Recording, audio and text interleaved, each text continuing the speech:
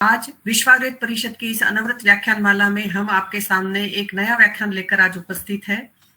आज 29 अप्रैल 2022 को 344 लेक्चर में फिर से मैं आप सबका हार्दिक स्वागत करती हूँ। आज के व्याख्यान की शुरुआत करने से पहले मैं आज के स्पीकर के साथ आपका परिचय एक बार करवाना चाहूंगी। आज के स्पीकर है डॉक्टर रामतीर्थ शर्मा जी। आप विभागाध्यक्ष है। नमस्कार जी, वेलकम। विभागाध्यक्ष है संहिता एवं सिद्धांत विभाग में शासकीय धन्वंतरी आयुर्वेद महाविद्यालय उज्जैन में। इसके साथ साथ आप अभी विश्व आयुर्वेद परिषद के केंद्रीय सचिव के पद को भी सुशोभित कर रहे हैं।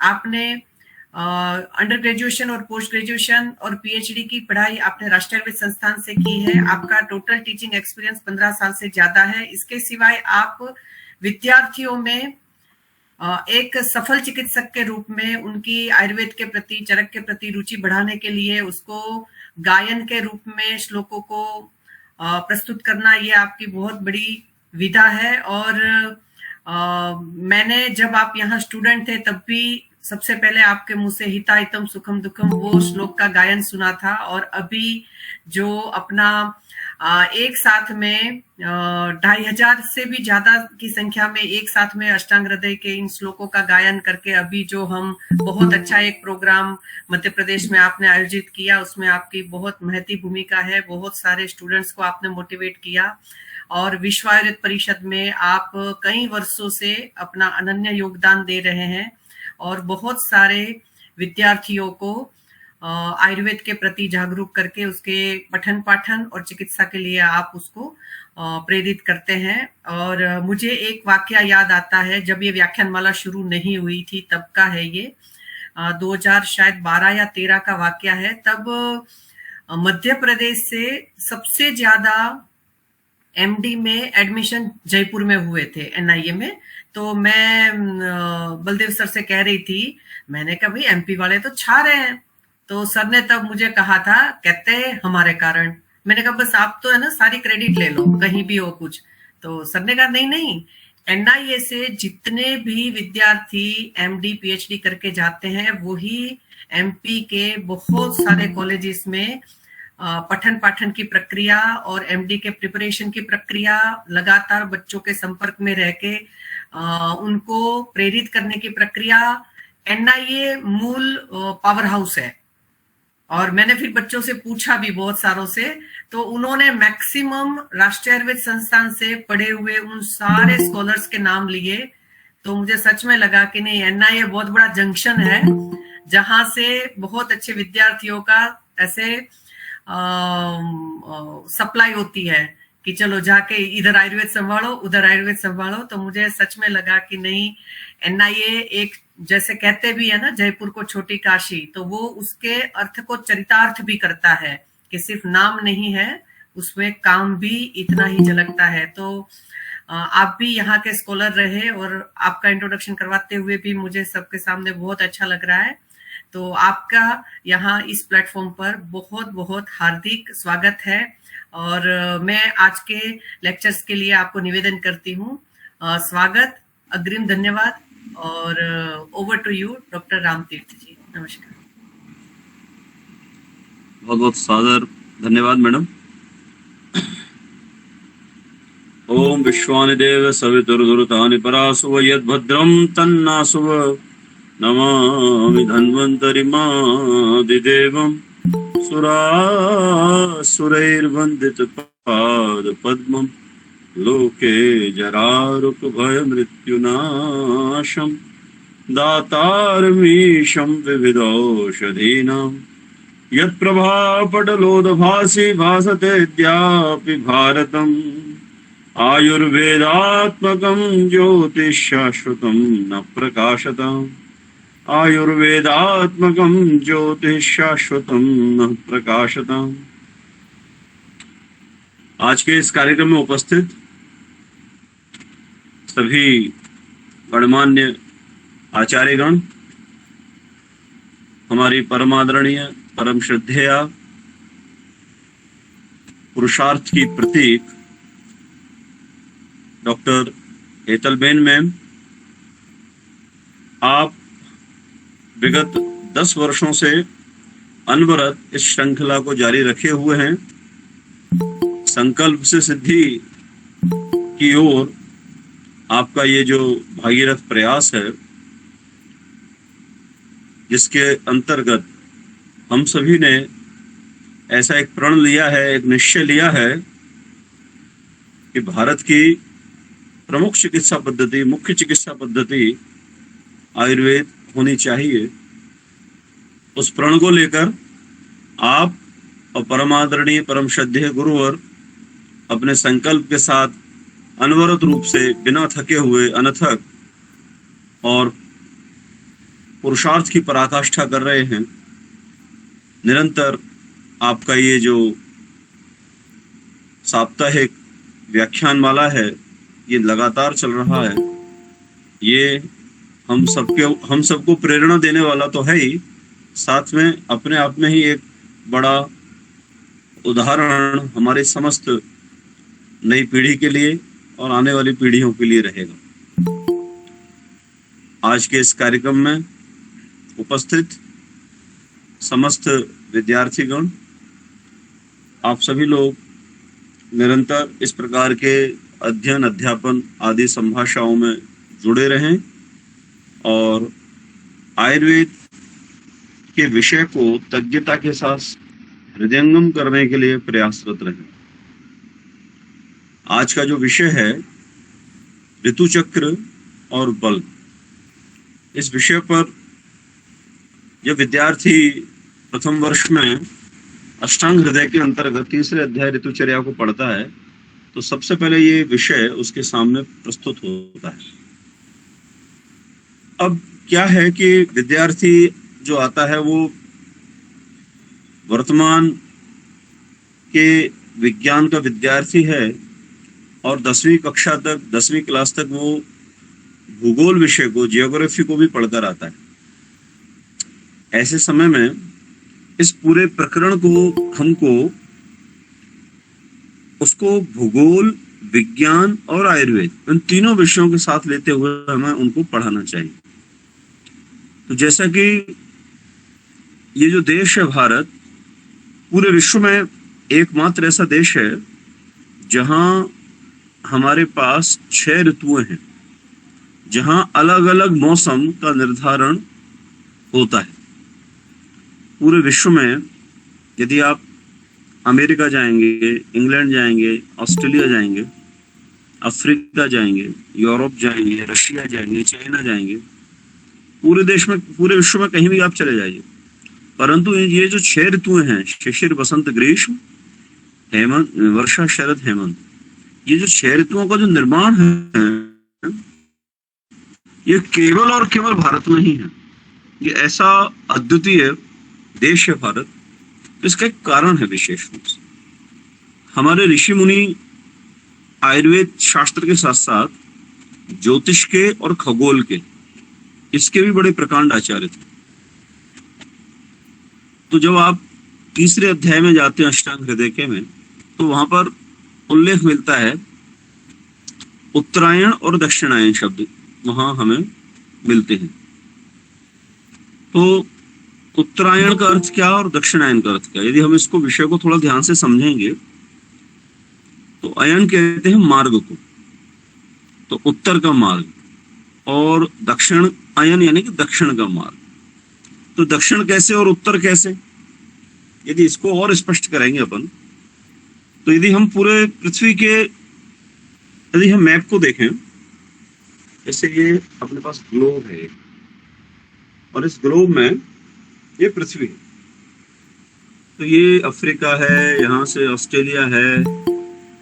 ये जो रेखा है बीच में से निकल रही है, ये रेखा जो जहां मेरी उंगली चल रही है, ये भूमध्य रेखा, 0 डिग्री अक्षांश रेखा। इसके ऊपर का जो पोर्शन है वो नॉर्थ है, उत्तरी गोलार्ध है, और इसके नीचे का जो पोर्शन है वो दक्षिणी गोलार्ध है, साउथ स्फीयर। अब उत्तरायण का अर्थ हुआ कि उत्तर की ओर गति होना, और दक्षिण का अर्थ हुआ दक्षिण की ओर गति होना। इसको जरा हम और अभी समझते। तो सबसे पहले तो यही बड़े आश्चर्य की बात है कि आज से हजारों वर्ष पूर्व हमारे आचार्यों ने, ऋषि मुनियों ने पृथ्वी के 0 डिग्री अक्षांश की कल्पना की और पृथ्वी को उत्तरी और दक्षिणी गोलार्ध के रूप में उसको बांटा। ये हमारे लिए गौरव की बात है। ये हमारा विज्ञान, हमारा ज्योग्राफी, हमारा भूगोल विज्ञान, हमारा खगोल विज्ञान इतना उन्नत था। उसके बाद सूर्य की जो गति की कल्पना की है उसको थोड़ा सा समझने की आवश्यकता है। वर्तमान का विद्यार्थी जानता है कि सूर्य स्थिर रहता है और गति पृथ्वी करती है सूर्य के चारों ओर। फिर ऐसा कैसे कहा कि सूर्य गति करता है, इसको भी समझने की आवश्यकता क्या है। एक सापेक्षवाद का सिद्धांत भी फिजिक्स के अंदर आता है। इस सापेक्षवाद के सिद्धांत के अनुसार जब हम इमेजिन करते हैं किसी विषय को समझने के लिए, तो जो दो हमारे पास सब्जेक्ट है, ऑब्जेक्ट है, उनमें से यदि एक गतिशील है किसी एक के चारों तरफ, और यदि वो स्थिर करके दूसरे को गतिशील बनाए उसके चारों तरफ, तो ये इमेजिन सापेक्षवाद का थ्योरम, परिकल्पना सापेक्षवाद कहलाता है। तो इसको विज्ञान मान्यता देता है समझने की, क्योंकि हम पृथ्वी पर रह रहे हैं। तो हम पृथ्वी पर रहकर पृथ्वी के ऊपर निर्मित होने वाले जो ऋतु चक्र है, जो मौसम है, जो बल का निर्धारण है, रसों की उत्पत्ति है, इन सब विषयों को यदि हमें समझना है तो फिर हमको इस सापेक्षवाद, परिकल्पना, जो हाइपोथेटिकल जो सापेक्षवाद है उसको समझना पड़ेगा। तो आचार्यों ने इस विषय को समझा और उन्होंने सापेक्षवाद के सिद्धांत के अनुसार से सूर्य की गति को बताया। अब सूर्य की गति उत्तरायण की ओर कैसे और दक्षिणायन की ओर कैसे, इसको जो थोड़ा सा हमें समझना चाहिए। भारत के मध्य में से लगभग ऐसा समझ लें कि सोमनाथ से टच करते हुए और उज्जैन के महाकाल को टच करते हुए एक रेखा निकलती है 23.5 डिग्री उत्तरी गोलार्ध अक्षांश, जिसको कि हम कर्क रेखा कहते हैं। ये जो कर्क रेखा है ये उत्तरी गोलार्ध में होती है, और ऐसे ही एक और रेखा गुजरती है जो 23.5 डिग्री दक्षिणी गोलार्ध में निकलती है, इसको मकर रेखा कहते हैं। तो ये जो टोटल 47 डिग्री अक्षांश का गेम है, यानी कि भूमध्य से ऊपर 23.5 डिग्री और 23.5 डिग्री नीचे, इसके बीच में ही सूर्य की जो गति है किरणों की वो रहती है सामान्यतः। इन गतियों के आधार पर ही इसको उत्तरायण और दक्षिणायन का। जब 14 जनवरी या 15 जनवरी को सूर्य दक्षिण के मकर रेखा तक अपनी किरणों को पहुंचाता है सीधा, और वहां से 15 जनवरी से उसकी जो किरणों की दिशा है वो ऊपर की ओर आने लग जाती है। तो इसको ऐसे समझें अपन, जैसे ये धरती है और ये भारत का नक्शा है, जिसमें ये आपको दिख रहा होगा यहाँ पर, ये जिसमें ये भारत, तो ये भारत है जो वो नॉर्थ स्फीयर में, तो जब ये सूर्य की ओर झुका रहता है और सूर्य के सबसे नजदीक आता है, तो यहाँ पर गर्मी पड़ती है, उष्णता रहती है, और उत्तरायण में ये आदान काल कहलाता है। और जब ये दूसरे आधे साल बाद या 6 महीने बाद जब ये दूसरी तरफ पहुंचता है, तो जो ये तो एक तरफ झुका रहता है क्योंकि पृथ्वी अपने स्थान पर थोड़ी झुकी हुई है, तो वो जो उठा हुआ हिस्सा है दक्षिणी गोलार्ध का वो सूर्य के सामने आ जाता है, तो वो दक्षिणायन का भाग कहलाता है। तो जो दक्षिणायन के एकदम प्रखरतम स्थान पर यानी उच्चतम स्थान पर वो मकर रेखा तक सूर्य टच करता है। फिर मकर रेखा के बाद से फिर वो धीरे धीरे सूर्य जो है वो ऊपर की ओर आना शुरू होता है। तो चूंकि उसने मकर रेखा को टच किया और क्रॉस किया और वापस से मकर से इधर आ रहा है, तो इसको कहते हैं मकर रेखा का संक्रमण करना, मकर रेखा को पार करना, मकर रेखा को क्रॉस करके वापस पलटना। इसीलिए 14 जनवरी और 15 जनवरी को मकर संक्रांति मनाई जाती है। अब आचार्यों ने मकर संक्रांति का और कर्क संक्रांति का उल्लेख नहीं किया शास्त्रों में। उन्होंने तो मागाध्यायिर कह के और विसर्ग के और आदान के सभी मासों की गणना करी। माघ और फाल्गुन को शिष्य ऋतु बताया, चैत्र वैशाख को बसंत ऋतु का निर्धारण किया। तो ये जो निर्धारण है वो चंद्र परंपरा के अनुसार है, परंतु उत्तरायण की कल्पना और दक्षिणायन की कल्पना जो है वो वास्तव में सूर्य की गणना के आधार पर, सूर्य की गति के आधार पर है। तो यदि हम विद्यार्थियों को इस ऋतु चक्र के बारे में और बलों के निर्धारण के बारे में सूर्य की गणना के आधार पर यदि हम बताएंगे तो वो अधिक वैज्ञानिक हो, क्योंकि स्पष्ट रूप से उत्तरायण से ही आदान काल का निर्धारण किया है। अतः जो मकर संक्रांति है 14 जनवरी या 15 जनवरी, वही वास्तव में हमारे आदान काल के प्रारंभ की तिथि मानी जानी चाहिए और उसको समझना चाहिए। तो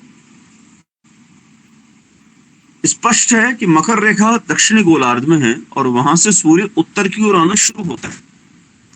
उत्तर की ओर जब आता है सूर्य, तो इन 6 महीनों में 15 जनवरी से लेके और 15 जुलाई तक या लगभग 20-22 जुलाई तक, ये लगभग 6 माह ऐसे होते हैं जिनमें सूर्य एकदम टॉप कर्क रेखा तक आ जाता है। इसमें भी क्या होता है कि जब सूर्य जून या जुलाई के आसपास हिंद महासागर से गुजरता है या आता है, तो वहां आते आते वो वहां से वर्षा के जल के लिए समुद्र का संघनन करना शुरू कर देता है और मानसून के लिए बादलों का निर्माण करना शुरू कर देता है, मानसून बनाना शुरू कर देता है।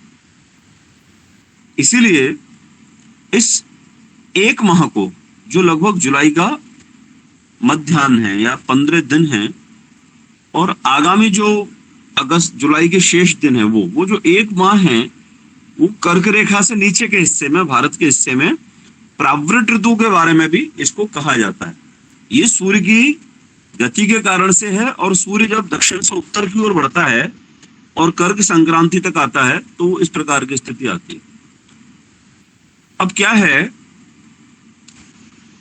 अब कर्क रेखा तक जब ये आ जाता है तो कर्क रेखा को टच करके फिर ये वापस से दक्षिण की ओर जाना शुरू करता है। यानी कि कर्क से ऊपर भी नहीं सूर्य जाता और मकर से नीचे भी सूर्य नहीं जाता। सूर्य की जो सारी गति है वो इस 47 डिग्री अक्षांशों के बीच में घूमती है, यानी कि उत्तर में 23.5 डिग्री और दक्षिण में 23.5 डिग्री, कर्क रेखा तक और इधर मकर रेखा तक। इस 47 डिग्री अक्षांश के अंदर ही सूर्य अपनी गति करता है पूरी। इसीलिए उत्तरी ध्रुव महासागर या दक्षिण ध्रुव महासागर पर बर्फ जमी रहती है, आइस जमी रहती है हमेशा। क्यों? क्योंकि सूर्य की जो किरणें हैं वहां तक पहुंच ही नहीं पाती। अब इसमें विद्यार्थी को एक प्रश्न और आता है कि क्या ये जो ऋतु चक्र है वो पूरे विश्व के लिए है? ये पूरे विश्व के लिए नहीं है। आचार्यों ने जो इसको लिखा परिवेश में लिखा, भारतीय गणना के हिसाब से ही लिखा, इसलिए इसको समझना चाहिए। आचार्य वाघभट्ट ने प्रावृत ऋतु का उल्लेख नहीं किया। क्यों? क्योंकि आचार्य वाघभट्ट जो थे वो उत्तर भारत के आचार्य थे और वहां पर सामान्यतः वर्षा 2 महीने की होती है। चातुर्मासी जो वर्षा है वो ये पूरा अपना जो कारोबार तट है, मालाबार तट है, यानी कि पूरा जो अपना कोस्टल रीजन है, सिंधु सागर का और गंगा सागर का और नीचे दक्षिणी हिंदू महासागर का, बस वही सबसे ज्यादा बारिश होती है और उधर असम में बारिश होती है। परंतु जो भी है, दृढ़वल ने भी और आचार्य चरक ने भी कई स्थानों पर प्रावृत ऋतु के बारे में बताया और आचार्य सुश्रुत ने भी उसके बारे में बताया। अब हमारा विषय है कि ऋतुओं का निर्धारण हम कैसे करें, क्योंकि उस पर ही हमारे दोषों की गणना और दोषों की गणना के आधार पर दोषों का संचय, प्रकोप और प्रशम, और उसके आधार पर ही हमारी चिकित्सा के प्रक्रम ये जुड़े हुए हैं। अब जैसे कोई व्यक्ति कहे कि चैत्र और वैशाख में बसंत ऋतु होती है, तो मुझे बताइए आप बसंत ऋतु में कौन से कर्म का विधान है? तो आप कहेंगे कि वमन का विधान है। अब यदि मैं किसी से पूछूं कि अभी इस समय कौन सी ऋतु चल रही है, कौन सा माह चल रहा है अभी। तो शायद आप में से अधिकतर लोगों को नहीं पता होगा, परंतु अभी वैशाख चल रहा है और वैशाख का भी अभी कृष्ण पक्ष चल रहा है। राजेश्वरी जी ने उत्तर दिया है, मैं उनको धन्यवाद देता हूं। परंतु क्या हम इसको वसंत ऋतु मान सकते हैं? बताइए, हाँ या ना में लिख के आंसर दीजिए, यस और नो। मैं देखता हूं, नहीं मानेंगे, राजेश्वरी जी मना कर रही हैं। और बताइए, कोई ऐसा भी है जो इसको बसंत ऋतु कह सकता है? अपने विद्वानों में से, अपने लोगों में से कोई नहीं कह सकता। स्मिता भाई जी, अच्छा भाभी जी आई हैं आप सागर से, आपको प्रणाम करता हूँ। वाह, इतना दूर से भी आप हमारे मध्य में हैं। डॉक्टर स्मिता भाई जी हमारी विश्व आयुर्वेद परिषद की महिला प्रकोष्ठ की पूरे देश भर की बहनों का, माताओं का, बेटियों का कार्य देखती हैं। महिला प्रकोष्ठ की आप प्रभारी हैं आदरणीय डॉक्टर मधुरिमा भार्गव जी के साथ, और हमारे मध्य प्रदेश की बहुत ही अच्छी कार्यकर्ता हैं और बहुत ही एक्टिव आप परिषद की कार्यकर्ता हैं। मैं आपको प्रणाम कर, और आपके जो पति हैं, हस्बैंड हैं, डॉक्टर राजीव भाई जी हमारे मार्गदर्शक में बड़े भाई हैं, वो भी परिषद के बहुत अच्छे कार्यकर्ता हैं। आप दोनों पति पत्नी मनोयोग से परिषद के माध्यम से आयुर्वेद की सेवा में लगे हुए हैं। मैं इन दोनों को प्रणाम करता हूँ। तो पॉइंट है कि यदि हम शास्त्र को ही केवल फॉलो करें या शास्त्र की कालगणना को फॉलो करें तो वैशाख में तो बसंत ऋतु माननी चाहिए, परंतु वैशाख में बसंत ऋतु इस समय संभव नहीं है। इसीलिए हमें अपने आंख नाक कान खुले रखने हैं, सतर्क रहना है, सावधान रहना है, और युग परिवर्तन के आधार पर, काल परिवर्तन के आधार पर, मौसम के परिवर्तनों के आधार पर और ग्रीन हाउस इफेक्ट को देखते हुए, मानव के अंधानुकरण विकास को देखते हुए हमें ये तय करना पड़ेगा कि वास्तव में ऋतुओं का क्षय हो रहा है। अब आप बताइए, जो बसंत ऋतु है उसके लक्षण मिलना तो 15 मार्च के बाद खत्म ही हो गए, बल्कि 10 मार्च तक ही खत्म हो गए थे बसंत ऋतु के लक्षण तो। और ठंड जो थी वो लगभग 10-15 फरवरी तक रही थी। तो इसका अर्थ ये हुआ कि 1 महीने की शिशिर ऋतु और 1 महीने की बसंत ऋतु, केवल इतना ही बचा। वास्तव में तो चैत्र से ही ग्रीष्म ऋतु शुरू हो गई अपने यहाँ, यानी 1 अप्रैल पकड़ लें, होली के बाद अपन समझ लें इसको। 18 मार्च को फाल्गुन पूर्णिमा थी, फाल्गुन के बाद चैत्र शुरू होता है। तो ऐसी स्थिति में हमें ये समझना होगा, हमें ये बताना होगा। जैसे मेरे पास कई सारे स्किन डिसऑर्डर के पेशेंट आते हैं, अभी भी आ रहे हैं, तो मैंने उनसे यही कहा कि अब बसंत ऋतु जा चुकी है, ग्रीष्म ऋतु प्रारंभ हो गई है, और इस ऋतु में वमन जो है वो श्रेष्ठ कर्म नहीं रहेगा। क्यों नहीं रहेगा? क्योंकि वमन के लिए कफ को उभाड़ना, कफ को प्रकोपित करना या कफ की प्रकोपित अवस्था सामान्यतया होनी चाहिए। तो मेरा निवेदन है कि प्रत्येक पंचकर्मज्ञ को, प्रत्येक आचार्य को, प्रत्येक आयुर्वेद के फिजिशियन को इस ऋतु चक्र को समझना चाहिए। यदि वो ऋतु चक्र को नहीं समझा वैज्ञानिक रूप से तो उसकी चिकित्सा प्रभावित होगी। केवल वमन कराने से ही काम नहीं चलेगा। आदरणीय डॉक्टर हेतल मैम यहाँ उपस्थित हैं, आप राष्ट्रीय आयुर्वेद संस्थान में स्त्री प्रसूति विभाग में प्रोफेसर हैं। मैं उनके माध्यम से NIA के पंचकर्म विभाग को और पूरे देश के पंचकर्म विभागों के आचार्यों को, विद्यार्थियों को, अध्येताओं को निवेदन करना चाहता हूं कि पंचकर्म पढ़ाने से पहले या पंचकर्म सिखाने से पहले या पंचकर्म करने से भी पहले यदि वास्तव में किसी विषय को समझना है तो वो है ऋतुओं के मासों का निर्धारण और ऋतुओं के लक्षणों का निर्धारण के अनुसार वमन कर्म की प्रधानता देना या वमन इत्यादि कर्म जो है वो बताना। तो अभी जो वैशाख चल रहा है वो वैशाख वास्तव में ग्रीष्म ऋतु का है, और आगामी आने वाला मई भी ग्रीष्म ऋतु में जाएगा, और आने वाला जून भी ग्रीष्म ऋतु में जाएगा। और दुख की बात यह है कि कई स्थानों पर तो जुलाई में भी बारिश नहीं होती, उत्तर भारत में, पंजाब में, दिल्ली में, तो वहां भी ये ग्रीष्म ऋतु में जाएगा। तो ग्रीष्म ऋतु जो पहले 2 महीने की हुआ करती थी, ज्येष्ठ और आषाढ़ की, वो ग्रीष्म ऋतु 4-5 महीने की हो गई। और उसका जो कारण है वो है काल का प्रभाव, हमारे अंधानुकरण की दौड़ में विकास का प्रभाव। मैं जहां रहता हूं वो आयुर्वेद कॉलेज का परिसर है और नदी के किनारे है, क्षिप्रा के किनारे, और बड़ा अच्छा ग्रीनरी है वहां पर, हरियाली है चारों तरफ, बड़े बड़े पेड़ हैं, आम के, नीम के, इमली के, पीपल के, चैत्य के, वट के इत्यादि। तो वहां का जो टेम्परेचर है, हम जब शहर जाते हैं बाइक से और जब शहर में घुसते हैं, क्योंकि हमारा जो क्षेत्र वो सिंहस्थ का क्षेत्र है, कुंभ का क्षेत्र है, तो वहां पर कॉलोनीज डेवलप नहीं हो सकती, वहां पर जंगल ही रहेगा, ऐसा ही रहेगा चारों तरफ वातावरण, अभयारण्य जैसा वातावरण है, सारे जानवर रहते हैं, उनमें हम रहते हैं अंदर, तो वहां बड़ा शीतलता रहती है, आनंद रहता है। और टेम्परेचर जो शहर का है वो हमारे टेम्परेचर से 2 से 4 डिग्री ज्यादा ही रहता है। और जैसे ही हम शहर में घुसते हैं तो हमें गर्माहट फील होती है। तो उसका कारण क्या है? प्रकृति का संरक्षण, ग्रीन हाउस का इफेक्ट। जहां हरियाली होगी, जहां वृक्ष होंगे, वहां के आसपास का जो वातावरण है वो कहीं ना कहीं शास्त्रों के ऋतु चक्र से सम्मत ऋतुओं का निर्धारण वाला क्षेत्र माना जाए।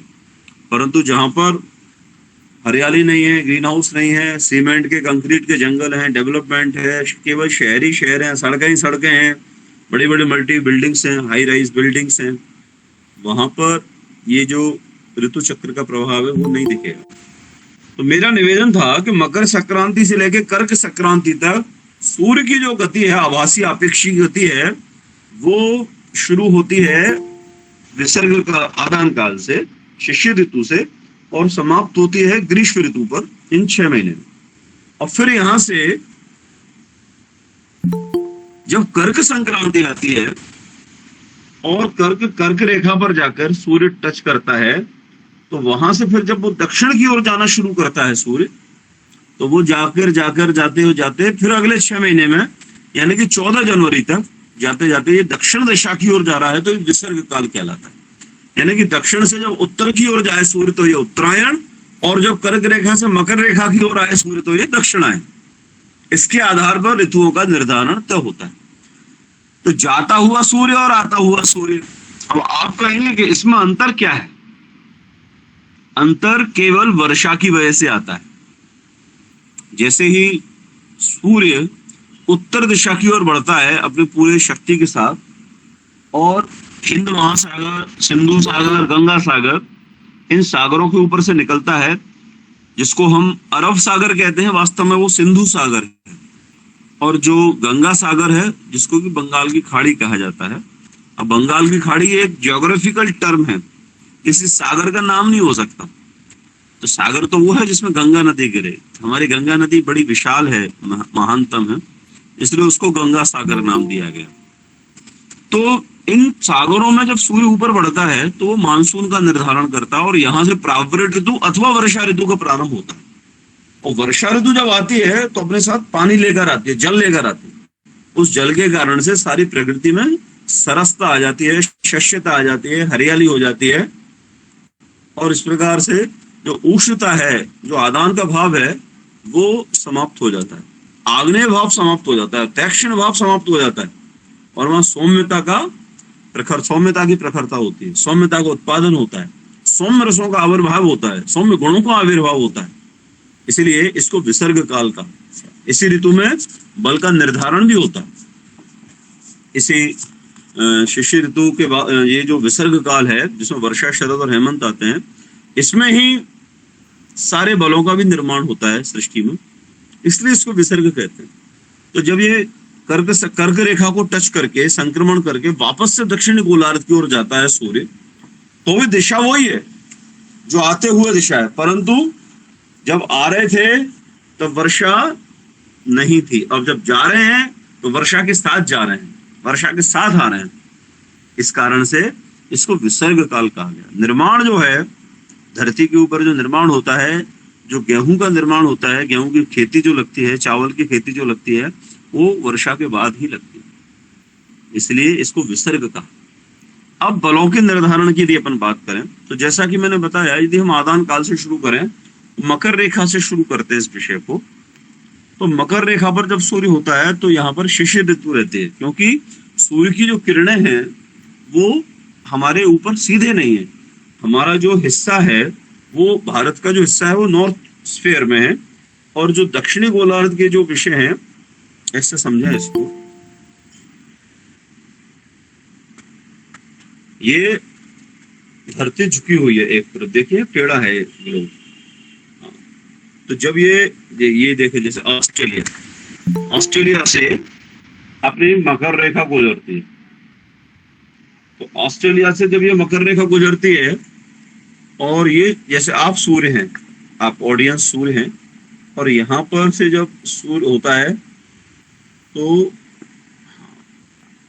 भारत जो है चूंकि उत्तरी गोलार्ध में है, ऊपर की ओर है, इस कारण से भारत पर या उत्तरी गोलार्ध के हिस्सों पर सूर्य की किरण सीधे नहीं पड़ती। सीधे ना पड़ने की वजह से और दूरी होने की वजह से यहाँ पर शिशिर ऋतु रहती है, और वहां पर शीतकाल रहता है, और इस शीतकाल की वजह से, ठंडक की वजह से यहाँ पर निर्माण जो है रसों का, वो बल का जो निर्माण है वो अच्छा रहता है और बलवान रहता है शरीर। इसलिए आचार्यों ने शिशिर ऋतु और हेमंत ऋतु को सर्वश्रेष्ठ बलकारक ऋतु के बारे में कहा, ऋतुओं को कहा। फिर इसके बाद जब भूमध्य रेखा पर सूर्य आता है तो ये बसंत ऋतु होती है। बसंत ऋतु में मध्यम बल रहता है, परंतु ये ध्यान देने की बात है कि इस समय सूर्य हमारी ओर आ रहा है, तो सूर्य की जो गति है वो उत्तर की दिशा में होने के कारण से उसकी जो प्रखरता है वो अधिक है, और मानसून अभी बना नहीं है, वर्षा अभी आई नहीं है। तो दोनों स्थितियों की वजह से सूर्य का आग्नेय भाव और जल की कमी, ये दोनों ही हमारे लिए विषय चिंतनीय है। इसलिए बसंत ऋतु के अंदर मध्यम बल कहा गया है, और इसमें कफ का प्रकोप कहा गया है। सूर्य की किरणें बड़ी तेज रहती हैं, और वो संचित जो कफ है हमारे शरीर के अंदर, स्रोतों के अंदर, वो बाहर निकलना शुरू हो जाता है। आपको जानकर आश्चर्य होगा, और आश्चर्य क्या होगा, आप तो आयुर्वेद के विद्यार्थी हैं। ये जो बसंत ऋतु है, इस बसंत ऋतु में ही मौसम का मूल परिवर्तन होता है। यानी कि हम शिशिर या शीत ऋतु से ग्रीष्म ऋतु के अंदर जब प्रवेश करते हैं तो इस संकट इतिहास को यदि अपन उठा के देखें, कितने भी फ्लूज आए, चाहे वो चिकनगुनिया हो, स्वाइन फ्लू हो, या कोरोना का वायरस, ये सारे के सारे जो फ्लू हैं, या जितने भी साइनोसाइटिस से रिलेटेड, राइनाइटिस से रिलेटेड, प्रतिशय से रिलेटेड जितने भी फ्लूज हैं, वो सारे के सारे इस बसंत ऋतु में ही आते हैं। तो फ्लू बसंत ऋतु में आ रहे हैं, तो इसका स्पष्ट अर्थ है फ्लू यानी कि नासिका से रिलेटेड अपना इन्फेक्शन, जिसमें जुकाम और खांसी होगी और फीवर होगा। तो ये हमारी वैज्ञानिकता को सिद्ध करते हैं कि हमने बसंत में कफ के प्रकोप को बताया, और उसी समय ये सारे फ्लूज भी आ रहे हैं। तो स्पष्ट रूप से यदि हम लोग अपने सिद्धांतों पर अटल रहे हैं और समाज को जनवरी से ही, फरवरी से ही ये बताने लग जाएं कि बसंत ऋतु प्रारंभ होने वाली है, शीत गुण के आहार, स्निग्ध गुण के आहार का सेवन कम कर दें, और जो कटु रस इत्यादि रस हैं उनके सेवन से उस कफ का शमन करने की व्यवस्था करें। ऐसा कोई भी काम ना करें जिससे कफ का प्रकोप हो, विशेष रूप से दिवा स्वप्न, दिन में सोना। तो ये सारी जो चीजें हैं, ये हमें समाज को बताने की आवश्यकता है। स्वयं तो हम समझे ही, लेकिन समाज को भी बताएं, क्योंकि यदि समाज को ये विषय ध्यान नहीं रहेगा, पता नहीं रहेगा, तो इस प्रकार के जो वायरसेस हैं, कोरोना जैसे, स्वाइन फ्लू जैसे, चिकनगुनिया जैसे, ये बार बार आते रहेंगे। बर्ड फ्लू भी आया था बीच में। तो वो हमारी जो वास्तव में प्रासंगिकता है वो ये सिर्फ वेबिनार तक ही नहीं है। हमारी प्रासंगिकता हमारी सक्रियता पर, हमारे सामर्थ्य पर निर्भर है। हम अवेयर कितने हैं, हम समाज को कितना अवेयर कर रहे हैं, हम समाज तक अपने विषय को लेकर कितना जा रहे हैं, ये महत्व रखता है। जब 2015 में स्वाइन फ्लू फैला तो पूरे देश के अंदर ही स्वाइन फ्लू की बड़ी स्थिति गंभीर थी। हमने तुरंत अपने क्वाथ का निर्माण किया, जिसमें त्रिकटु, हल्दी, दालचीनी ऐसी औषधियों को लेके उस क्वाथ का निर्माण किया। गिलोय भी डाला उसके अंदर, हरिद्रा भी डाली, और पूरे शहर को हमने 54 वार्डों में 54 वार्ड्स में डिवाइड किया हुआ है नगर निगम में। हमने अपने 54 जो यहाँ के पार्षद थे, एमएलए थे, दोनों सांसद थे, उन सबको साथ लेके, नगर निगम के चेयरमैन को साथ लेके एक मीटिंग का आयोजन किया और प्रत्येक वार्ड के अंदर हमने काढ़ा निर्माण करवाया। उस वार्ड के अंदर स्थित कहीं भी स्कूल में या भवन में या शासकीय भवन में या किसी धर्मशाला में, किसी मंदिर में, और प्रत्येक वार्ड के अंदर जब ये काढ़ा बटना शुरू हुआ, क्वाथ निर्माण करके उसका निर्माण शुरू हुआ, तो हमने साथ में एक पैम्पलेट्स भी दिया। पैम्पलेट के अंदर हमने सारा क्वाथ निर्माण की विधि के बारे में बताया और वहां से पूरे शहर के अंदर ये क्वाथ का निर्माण हर घर में प्रारंभ हुआ। आपको जानकर आश्चर्य होगा और प्रसन्नता भी होगी कि 2015 के स्वाइन फ्लू में जहां अन्य शहरों में बहुत सारी मौतें हुई थी, हमारे उज्जैन शहर में एक भी मौत हमने नहीं होने दी, एक भी मौत। पर उसकी वजह थी कि हम सक्रिय थे। हमने सक्रियता के साथ पूरे शहर में एकदम कैप्चरिंग की, सांगठनिक रूप से नेटवर्किंग तैयार करके, और हम नीचे तक पहुंचे। तो यदि ऐसी सक्रियता हमारा प्रत्येक आयुर्वेद का डॉक्टर हर अपने गांव में, शहर में, जिले में, तहसील में, कस्बे में, मोहल्ले में सक्रिय रहेगा, तो मैं बता रहा हूं कि उसका सम्मान तो होगा ही, साथ में आपका समाज, आपका मोहल्ला, आपका स्थान भी सुरक्षित और स्वस्थ रहेगा। वास्तव में इस ऋतु चक्र को पढ़ने का अर्थ भी यही है। तो बसंत ऋतु और ये ऋतु चक्र, बसंत ऋतु में मध्यम बल रहता है, परंतु जैसे ही ग्रीष्म ऋतु आती है, व्यक्ति का जो बल है वो एकदम कम हो जाता है। उसकी जो स्नेह अंश है, उसका जो जलीय अंश है, वो उसका सूर्य जो है वो अवशोषित कर लेता है सूर्य, इसके कारण से उसके बल में कमी आती है। और ऐसे ही वर्षा ऋतु में भी, वर्षा ऋतु में पानी जब पड़ता है धरती पर, तो उसमें से भूबाष्प निकलती है।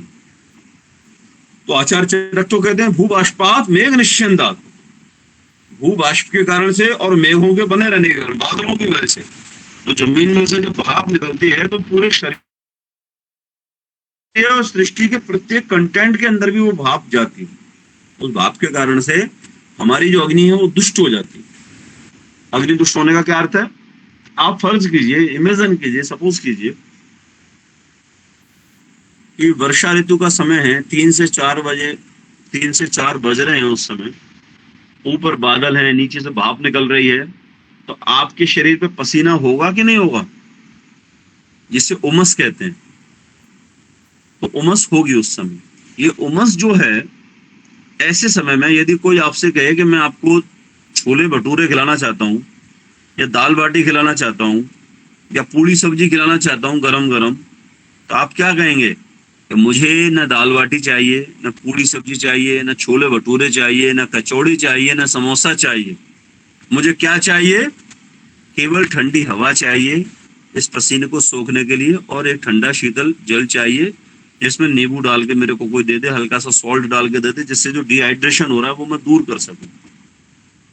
अब आप बताइए, यदि ऐसे समय में यदि कोई व्यक्ति भोजन कर ले भरपेट, या अतितृप्त भोजन कर ले, सौख्य के साथ भोजन कर ले, संतुष्टि के साथ, तो क्या होगा? क्या वो पचा पाएगा? क्यों?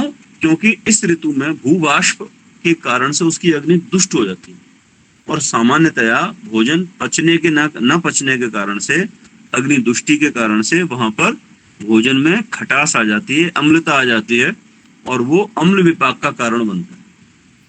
इसलिए इस ऋतु में केवल हमारे ही भोजन की बात नहीं है, हमारे अग्नि की बात नहीं है, ये संसार के जितने भी वनस्पति हैं, बल्कि देश में जितनी वनस्पति, वो सभी अम्ल विपाक और अम्ल रस हो जाती है, खटास हो जाती है, बेकार हो जाती है।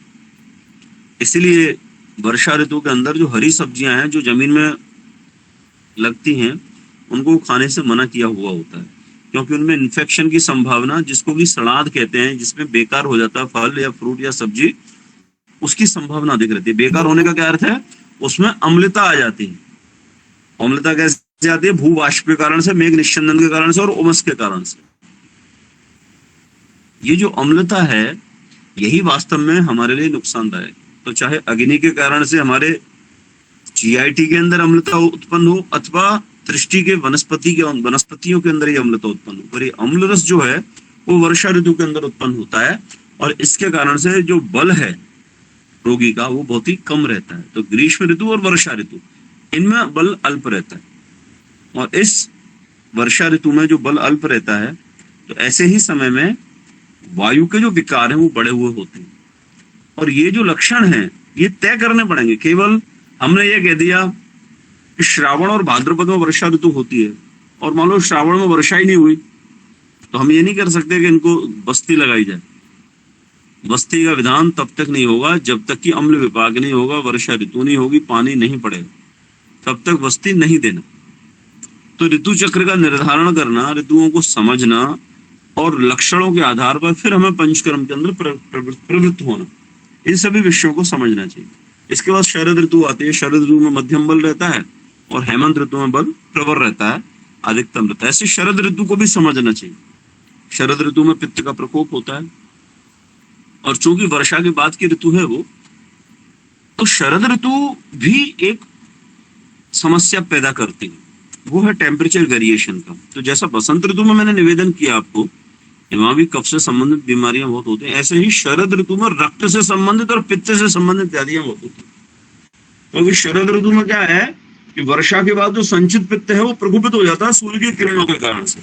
जो सितंबर और अक्टूबर में दिन की जो गर्मियां बहुत रहती है, किरण बहुत तेज रहती है सूर्य की लेकिन रात बहुत ठंडी रहती है। जो शरद ऋतु की रातें तो प्रसिद्ध है, इसलिए गुजरात के अंदर गरबा खेलने का कारण भी यही है।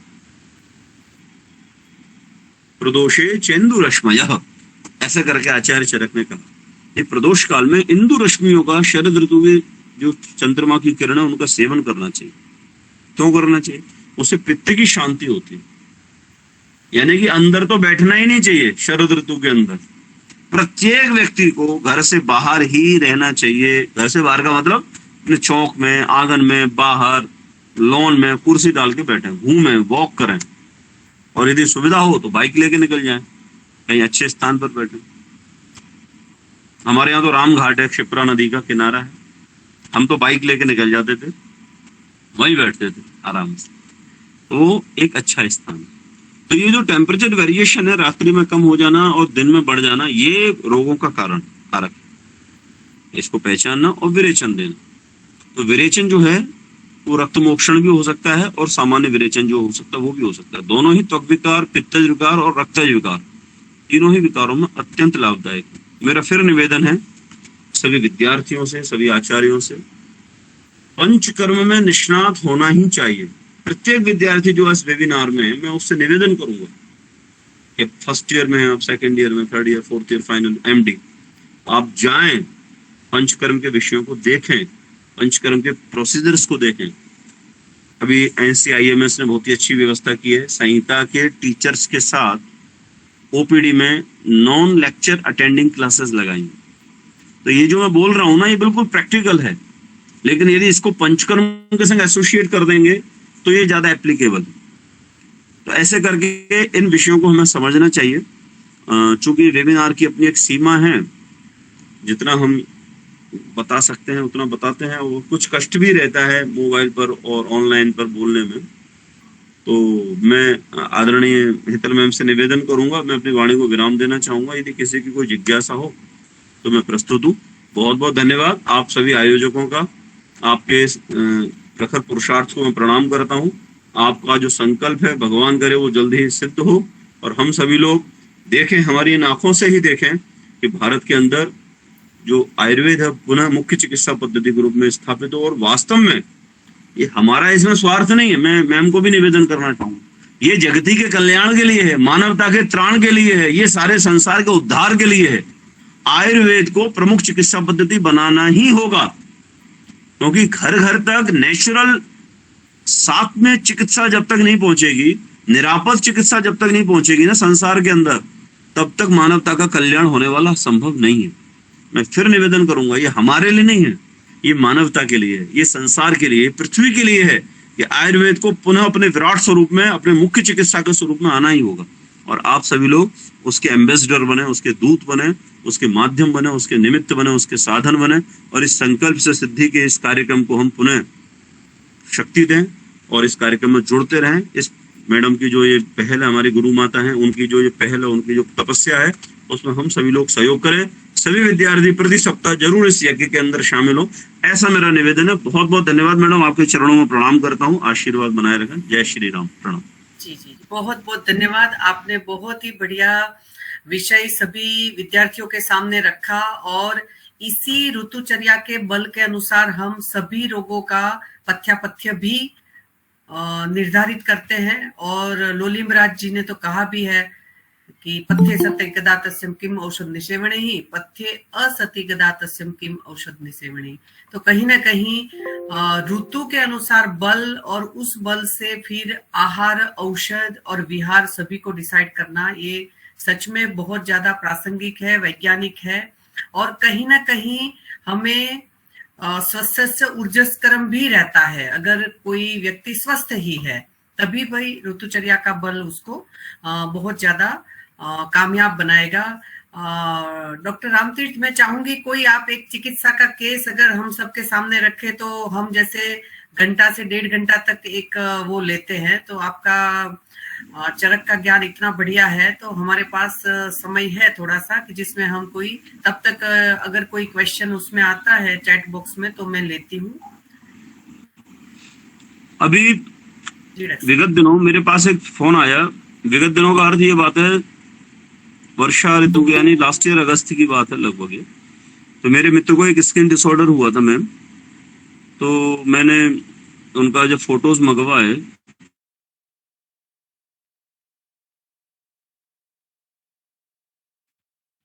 और ये लगभग अगस्त लास्ट वीक और सितंबर फर्स्ट वीक की बात थी, तो मैंने उनको कहा कि आप इसको विरेचन लीजिए क्योंकि शरद ऋतु का समय है और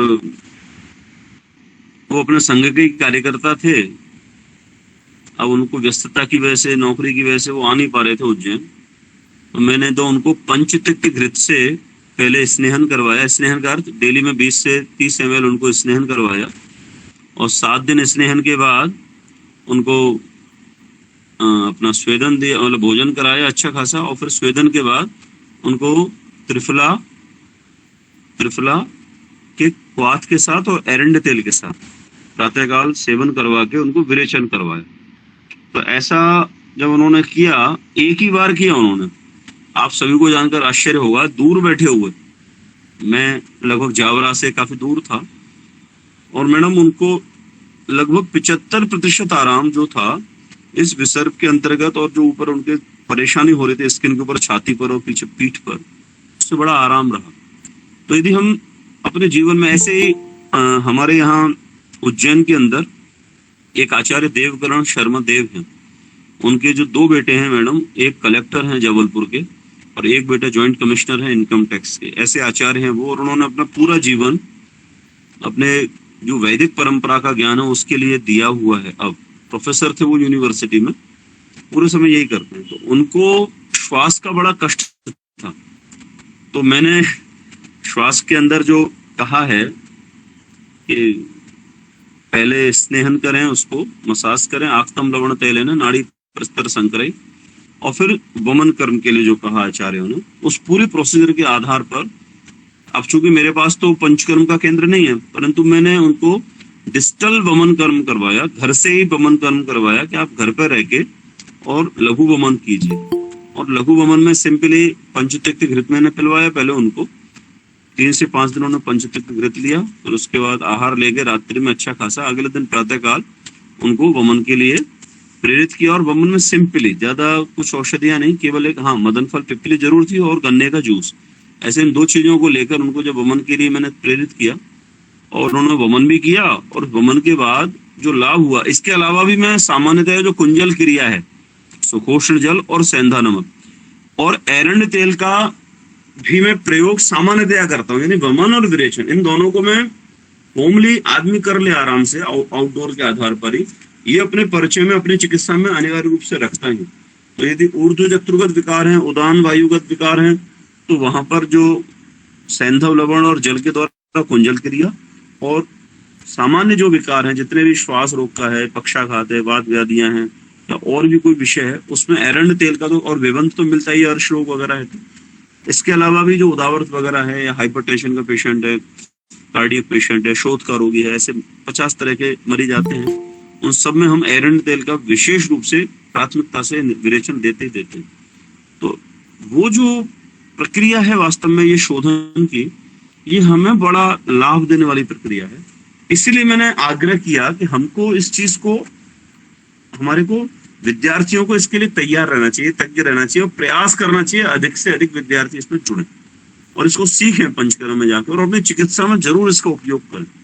हम इसी दृष्टिकोण को ध्यान में रखिए विद्यार्थियों के लिए कौशलम कार्यक्रम 1 जून से उदयपुर में लगा रहे हैं, जिसमें 6 दिन तक विद्यार्थी हमारे साथ ही रहेगा, आवासीय वर्ग रहेगा, रेजिडेंशियल रहेगा और वहां रह के इन सारी चीजों से प्रत्यक्ष वो सीखेगा और अनुभव करेगा, बड़े बड़े विद्वानों से भी मिलेगा। ऐसा हम प्रयास करते हैं। ऐसे मध्य प्रदेश के अंदर भी हम लगाने वाले हैं, इंदौर में, भोपाल में और जबलपुर में 3 वर्ग लगाने वाले हैं। अभी देहरादून के अंदर भी 1 जून से इसी प्रकार का एक कौशलम का वर्ग लगा रहे हैं। तो पूरे देश के अंदर हम प्रयास कर रहे हैं। काशी में भी एक वर्ग की प्लानिंग चल रही है, मेरठ में भी एक वर्ग की प्लानिंग चल रही है, उत्तर प्रदेश में। तो पूरे देश के अंदर ही हम चाहते हैं कि इस प्रकार के वर्ग लगाएं जिसमें विद्यार्थी पंचकर्म को अपनाएं, पंचकर्म को सीखें और प्राथमिक पंचकर्म और मुख्य पंचकर्म ऐसे करके, जैसे कि नाना भाई जी हैं या रामदास अवार्ड सर हैं जो दूल्हे के हैं, महाराष्ट्र परंपरा के वैद्य हैं, जमदग्नि सर हैं, ये भी इसी पंचकर्म को प्रधानता देते हैं कि पेशेंट अपने तक ना आए और अपने लेवल पर ही, अपने घर पर ही इस विषय को समझ ले और पंचकर्म को कर ले, जिससे हमारा जो उद्देश्य है वो है व्यक्ति को स्वास्थ्य पहुंचाना, स्वस्थता प्रदान करना। उस उद्देश्य में हम निश्चित रूप से सफल होंगे। बहुत बहुत धन्यवाद मैम, बताइए। और जी डॉक्टर साहब, बहुत बहुत धन्यवाद। आपने बिल्कुल सही कहा कि दुनिया में जितनी भी चिकित्सा पद्धतियां हैं उनमें आयुर्वेद का जो सबसे सुदृढ़ पक्ष है वो है संशोधन। और संशोधन में मुझे लगता है कि जब अभी पूरी दुनिया में बहुत सारे डिसीज की कंडीशन बढ़ रही है, तो वहां अगर स्वस्थ व्यक्ति भी ऋतुजन्य परिवर्तनों को डिलीट करने के लिए पंचकर्म रूपी मध्यम या मृदु कर्म अपनाता है, तो सच में वो बहुत ज्यादा कामयाब बन सकते हैं और वो अनेक रोगों को रोक सकते हैं। और रसायन रूपी कोई भी औषध है, चाहे वो व्याधि का रसायन है, चाहे वो उम्र का दूर दराज वाला रसायन है, दोनों में भी सबसे पहले संशोधन ही बताया, हरितक्या नाम चूर्णादि सैंधव आम्ल के गुणम। तो कहीं ना कहीं बहुत ही अच्छा रहेगा कि हम संशोधन को एक बहुत अच्छे पॉइंट के रूप में ले। और मुझे बहुत बार ऐसा एक मन भी करता है, मैं यहाँ जयपुर में मेरे बहुत सारे स्टूडेंट्स को कहती हूँ कि पंचकर्म वैद्य 14 डिपार्टमेंट जैसे एनआईए में है, तो 13 डिपार्टमेंट में एक पंचकर्म वैद्य की पोस्ट होनी चाहिए कि वो पंचकर्म वैद्य उस डिपार्टमेंट के साथ रह के, है ना, जब संशोधन और संचमन 2 प्रकार की चिकित्सा है, तो क्यों नहीं 13 डिपार्टमेंट में एक पंचकर्म वैद्य हो जो उनके साथ मिलजुल के ऐसा एक माहौल हो कि जहां भी संशोधन की आवश्यकता रहती है तो वहां वो पंचकर्म वैद्य हर एक डिपार्टमेंट में एक होना चाहिए, और जिससे हम पीजी लेवल पे भी हर एक स्टूडेंट्स को ये ज्ञान करवा सके कि कहीं ना कहीं संशोधन चिकित्सा के माध्यम से हम कहीं बहुत ही अच्छा रिजल्ट्स ले सकते हैं। आज के व्याख्यान में बहुत अच्छी संख्या में जुड़ने के लिए मैं सारे ही प्रतिभागियों को बहुत बहुत धन्यवाद देती हूँ कि आप सभी इस सीएमई व्याख्यान सीरीज में आए, आपने ज्वाइन किया। और मैं समझती हूँ कि आप अपने अपने जगह पर कहीं ना कहीं आयुर्वेद को लोगों की पहली चॉइस बनाने के लिए और ये राष्ट्रीय चिकित्सा पद्धति बने, उसके लिए कहीं ना कहीं अपना अपना योगदान जरूर करेंगे और करते ही रहे होंगे। तो एक बार डॉक्टर साहब, ये चैट बॉक्स में बच्चे उदयपुर का उसका रजिस्ट्रेशन का थोड़ा सा पूछ रहे हैं, आप थोड़ा सा बता सके तो इसके बारे में, या कोई डॉक्टर किशोरी लाल जी शर्मा मैम हैं, हमारे प्रदेश अध्यक्ष हैं, वो इसके संयोजक हैं कार्यक्रम के उदयपुर वाले के। तो उनका जो नंबर है वो नंबर में आपके पास है क्या मैम? उनका नंबर ऐसे तो नहीं है मेरे पास। मैं उनका नंबर अभी देखता हूँ। अच्छा, डॉक्टर दीक्षा दे देगी, डॉक्टर दीक्षा ने मैसेज दिया, आई विल गिव। ओके ठीक है जी। डॉक्टर दीक्षा, अगर वो रामतीर्थ जी यहाँ सभी को नंबर देना उचित रहेगा या कोई और? 94147 लिख ले, 94147 02677।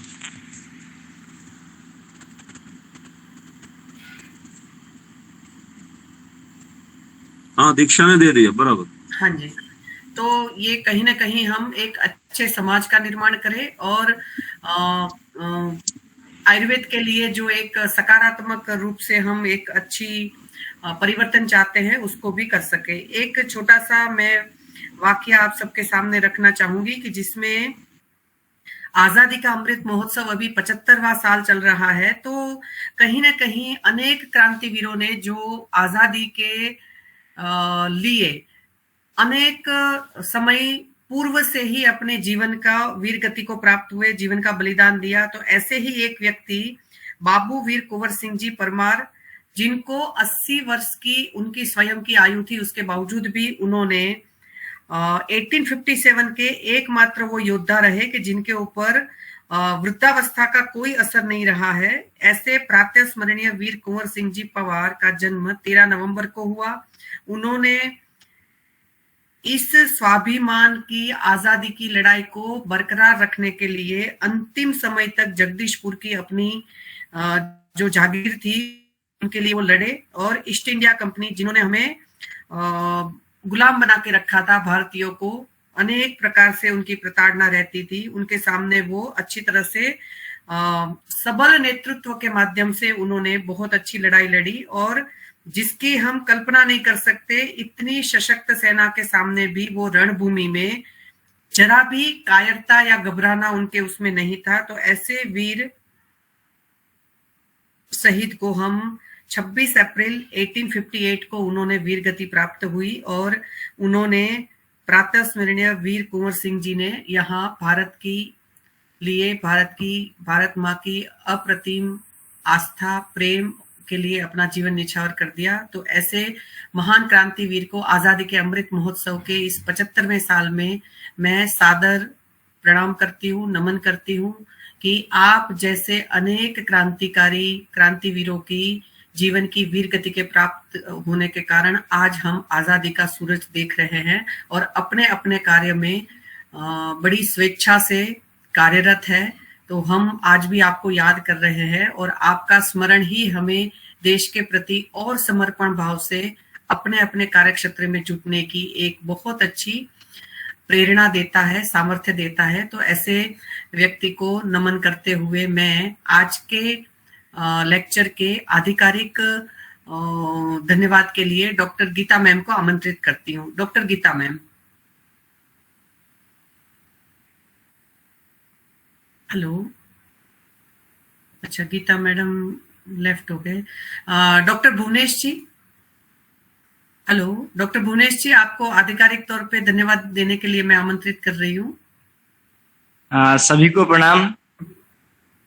आज रामतीर्थ जी ने उज्जैन नगरी से ऋतुचर्या के विषय में बहुत अच्छा हम सबको सिखाया, तो रामतीर्थ जी का बहुत बहुत धन्यवाद। शायद गीता मैडम दिख रही है। हाँ जी गीता मैम, आपका मैं नाम ले रही हूँ। जी जी जी, हाँ जी आवाज आ रही है। धन्यवाद madam ji. Over to you. आपको धन्यवाद ज्ञापन करने के लिए मैं एक बार आमंत्रित कर रही थी। जी धन्यवाद। मैम आपकी आवाज तो आई थी, बीच में कोई और भी बात हो रही थी तो मिक्स हो रहा था, इसलिए मैं पूछ रही थी कि मैं अभी बोल सकती हूँ। अच्छा नहीं, मैंने आपका है ना नाम लेफ्ट होने में देखा, तो मैंने सोचा शायद इंटरनेट का कनेक्शन, वो नेट कनेक्शन में ही गड़बड़ हो गया था। इंटरनेट कनेक्शन में जब आप बोल रहे थे ना, तो नेट चल। फिर भुवनेश जी को आमंत्रित कर दिया, मैंने सोचा शायद मैडम। सर भुवनेश सर को बोलने दो, कंटिन्यू करने दो प्लीज। उन्होंने तो कर दिया, एक बार आप भी कर दीजिए। जी जी ठीक है। Thank you madam. सर मैंने अभी आपका लेक्चर सुना, डॉक्टर रामतीर्थ सर, और इसमें मैं तो औरों के से ज्यादा खुद को लाभान्वित मान लेती हूँ, क्योंकि मुझे कई पॉइंट नए नए सुनने को मिले, देखने को। जैसे वो ग्लोब पे आप समझा रहे थे, उस तरह से भौगोलिक दृष्टि से हम लोग सोचते ही नहीं कई बार, तो उसको सोचने के लिए भी हम अपने बच्चों को भी सिखाने के लिए यानी सीख रहे थे हम लोग। और सबसे ज्यादा बड़ी बात ये थी कि इस लेक्चर में जो कॉन्फिडेंस आता है, आपका जो लेक्चर मैंने सुना और उसमें जिस तरह से आप समझाते हो, और ये जो सभी लोग सुन रहे थे इस लेक्चर को, तो उसको समझने के बाद कुछ और ज्यादा यानी ज्ञान वृद्धि हुई। और सर वाकई आपका जो ये ऋतु से संबंध में, मतलब मुझे ऐसे लगा कि लॉजिकली थ्योरेटिकली सब हम 2-2 महीने बोल देते हैं ऋतु, तो लॉजिकली क्या हो रहा है कि काल परिवर्तन हो गया है और गर्मी ज्यादा बढ़ गई है और सर्दी कम होती जा रही है ना। तो उस चीज को हम लोगों को प्रैक्टिकली भी बच्चों को सिखाना है और प्रैक्टिकली हमें उसको यूज भी करना है। तो सर वाकई आपका लेक्चर जो था बहुत ही यानी ज्ञानवर्धक था और बहुत ही अच्छा था। मुझे अपने शब्दों में शायद ज्यादा अच्छे से बताना नहीं आ रहा, तो मुझे इतना ही है कि वाकई बहुत से लोगों को, यानी जितने यहाँ प्रेजेंट है उससे कई गुना लोगों को ये आगे आगे ट्रांसफर होने वाला है। तो सर वाकई बहुत अच्छा था। विश्व आयुर्वेद परिषद की तरफ से हम आपका बहुत बहुत धन्यवाद करते हैं और आपके लिए बहुत सी शुभकामनाएं बोलते हैं। और हेतल मैम का और विश्व आयुर्वेद परिषद का आप सबका बहुत बहुत धन्यवाद। Thank you.